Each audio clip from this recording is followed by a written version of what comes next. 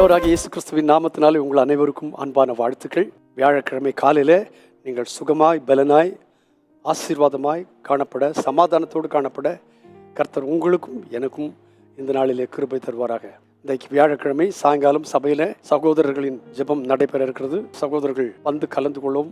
சபைக்காக, உலகத்துக்காக, தேசத்துக்காக பாரத்தோடு ஜெபிக்கத்தக்கதாக ஜெப வாஞ்சியுடைய சகோதரர்களை நான் அன்போடு அழைக்கிறேன். வாருங்கள், நாம் தைரியத்தோடு ஜெபிப்போம். கர்த்தர் நம்முடைய ஜெபத்தை கேட்டு ஜனங்களுக்கு ஆறுதலையும் தேறுதலையும் விடுதலையும் விசுவாசத்தையும் கட்டளையிடுவார். ஆமென். லூக்கா எழுதின சுவிசேஷம் 5ஆம் அதிகாரத்தில் ஒரு அருமையான காரியம் சொல்லப்பட்டிருக்கிறது. இயேசுநாதர் கெனசரேத்து கடல் அருகே வந்து நின்றார்.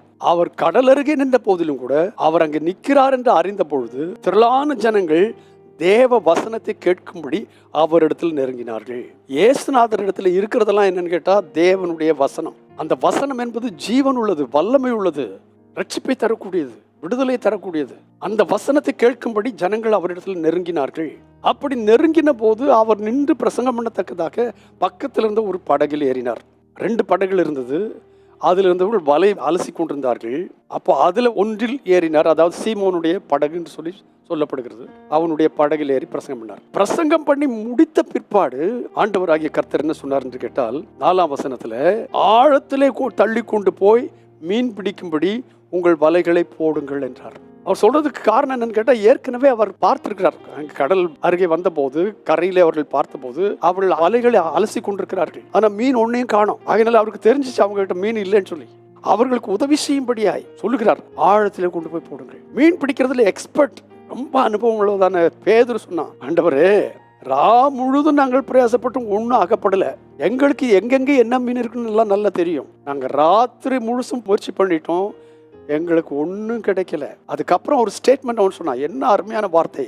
ஆகிலும் ஆகிலும். பகல் வேளையில நான் உங்களை பார்த்து சொல்கிறேன், கர்த்தர் என்ன சொன்னாலும் அதை செய்யத்தக்கதான ஆயத்த முடிவுகளாக நாம் காணப்பட்டால் அங்கே ஆசீர்வாதம் இருக்கும். இங்கே சொல்லுகிறான் சீமோன், ஆண்டவரே இந்த கடலை பத்தி எங்களுக்கு நல்லா தெரியும், உமக்கு தெரியுமோ தெரியாதா தெரியாது, ஆனா எங்களுக்கு நல்லா தெரியும். எங்கெங்கெல்லாம் போய் அலை போட்டாலும் வலையில ஒரு மீன் கூட அகப்படல. அதை சொல்லிட்டு அவர் சொல்றாரு, ஆகிலும் உம்முடைய வார்த்தைகளின்படி வலையை போடுகிறேன், உம்முடைய வார்த்தையின்படி வலையை போடுகிறேன். 6ஆம் வசனத்துல சொல்லியிருக்கு, அந்தபடியே அவர்கள் செய்து தங்கள் வலை கிழிந்து போகத்தக்கதான மிகுதியான மீன்களை பிடித்தார்கள். கர்த்தர் சொல்லும் போது எவ்வளவு தூரத்துல ஆழம்னு சொல்லல, ஆழத்துல வலையை போடுங்கன்னு சொன்னார். ஆழத்துக்கு போகணுமா நினைச்சுக்கணும், கரையில நின்னா முடியாது. கரையில இருக்கிற ஜனங்களோட பேசிட்டு இருந்தா முடியாது. கரையில் உள்ள சம்பவங்களை பார்த்து கொண்டிருந்தா முடியாது. அவைகளெல்லாம் விட்டு தூரமாய் போகணும், நடுக்கடலுக்கு போகணும். பல வேளைகளில் நம்முடைய வலைகளை போடுறது எங்க போடுறோம்? கரை ஓரத்திலே போடுறோம். மீன் கிடைக்க மாட்டேங்குது. ஜனங்கள் மற்ற பொல்லாப்புகள் எல்லாத்தையோடும் கூட சேர்ந்து நிற்கிறோம், ஒன்றும் நடக்காது. அவைகளை விட்டு சகலவித துர்க்குணத்தையும், சகலவித கபடங்களையும், வஞ்சகங்களையும், சகலவித பொறாமைகளையும், சகலவித புறங்குறுதலையும் ஒழித்து விட்டு இதெல்லாம் தூர தள்ளிட்டு நடுக்கடல்ல போய் ஆழத்துக்கு போடணும். ஆழத்துல போட்டால் ராத்திரி முழுசும் ஒரு சின்ன குஞ்சு மீன் கூட கிடைக்காதவர்களுக்கு வலைகள் கிழிந்து போகத்தக்கதான மிகுதியான மீன்களை கர்த்தர் கொடுத்தார். இந்த கால வேளையில ஆண்டவராகிய கர்த்தாவே, நீ சொல்லுகிறபடி செய்ய அந்த மனதை, உம்மை அப்படியே விசுவாசிக்கிற விசுவாசத்தை எனக்கு தாரும். நான் ஆழத்துல போய் என் வலையை போடுகிறேன். நீர் சொன்னதுனால நான் இது வரைக்கும் என்னென்னவெல்லாம் ட்ரை பண்ணிட்டேன், ஒன்றும் நடக்கல. இன்னைக்கு நீர் சொன்ன வார்த்தையின்படி நான் ஆழத்துல வலையை போடுகிறேன். நீங்கள் அதை செய்வீர்களானால் இதுவரை கண்டிராத அளவுக்கு தங்களுடைய வலை கிழிந்து போகத்தக்கதாக, தாங்களால் அதை சுமக்க முடியாதபடி பக்கத்தில் இருந்த படவில் உள்ளவர்களையும் வர சொல்லி அவருடைய உதவியும் கேட்கத்தக்கதான அளவுக்கு தேவன் அவளை ஆசீர்வதித்தார். கர்த்தர் சொல்லுகிறபடி செய்யுங்கள், வலை ஆழத்திலே போடுங்கள்.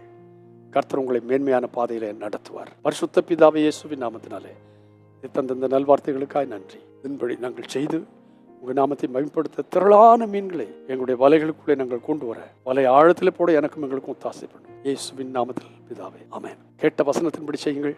கர்த்தர் உங்களை அளவில்லாத ஆசீர்வாதத்தினாலே ஆசீர்வதிப்பார். God bless you abundantly again and again and again and again. Amen.